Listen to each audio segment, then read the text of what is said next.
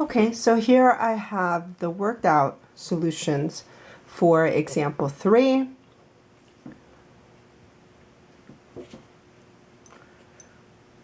Could even zoom in a little bit on each part.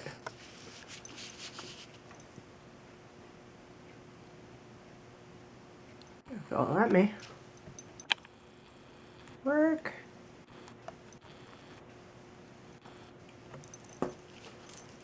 Steady. For A and B here. For B, I mean when you integrate and the simplification is the same thing. I mean, you don't have to write separate steps here. And I also wrote 2 possibilities here is fine. There could have been 2 possibilities here as well, written as, for the next one here, written as 2 separate terms, or 2 separate antiderivatives here. But other than that, here are the solutions. I tried to spell out some of the steps. Now, you didn't have to have it exactly like this. You could also write these with radicals. You could have left this one as minus 3x to the negative 1. I would be fine with that. This here would not be okay. So you would have to pull out the negative, and 3 over 1 is 3. So that, at the very least, has to be simplified.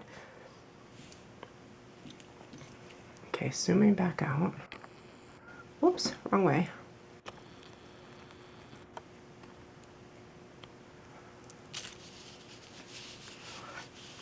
Explain why we need C. Well, we need C because I'm only finding an antiderivative, not the family of antiderivatives that go with that particular function.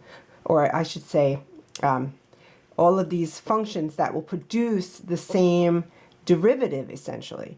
So there's a whole group of them, or a whole family of them. So that's what you need to indicate by adding the C. So maybe we could write the C indicates a whole family of antiderivatives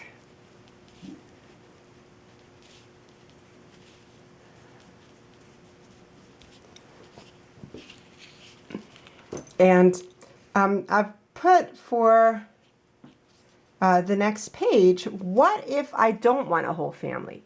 What if I want just a particular solution to this? So on page 8, if you go on to the next page, I would have to give you what's called the initial condition. So the initial condition tells me, oh, hang on, we want to determine, let me see if I can find it here. Here.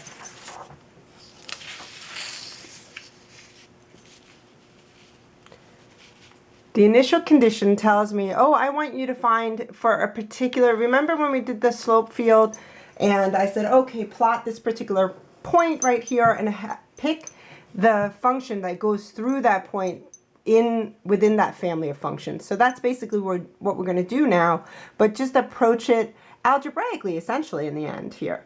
So in this particular case, we want a particular solution, and we need an initial condition for us to do that. And that would mean, oh, I have to tell you, for this particular x, there is a certain y, or I could give you it as an ordered pair. So if you look at example 4, it says the function f of x is equal to x cubed minus x plus c has only one curve passing through this particular point. Find the particular solution that satisfied this condition.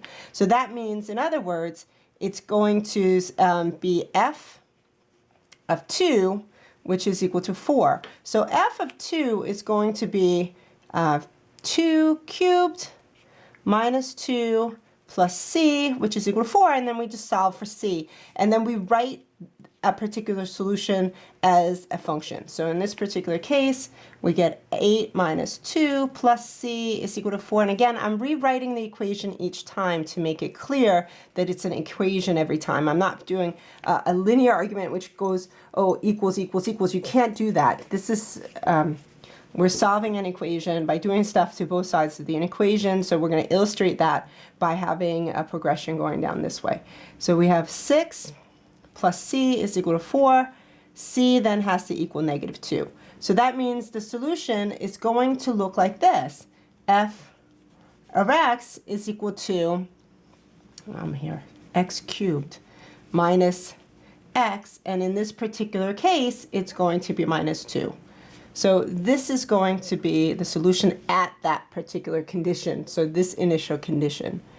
If I'm looking at example 5, kind of running along with the same idea, find the general solution for f prime of x is equal to e to the x. So now I'm giving you the derivative. So I have to first of all find the general solution, which is f of x. So I'm basically going to take the antiderivative of f prime of x dx, which is also the same as e to the x dx. So in this particular case, I need to take the derivative of e to the, not the derivative, the antiderivative of e to the x, which, as a matter of fact, is e to the x plus c. So in this case, we have f of x is equal to e to the x plus c. And now I'm also given an initial condition, which is when x is 0, f of x is going to be 3. So I'm going to utilize that initial condition. So at 0, 3, we're going to end up with 3 is equal to e to the 0 power plus c.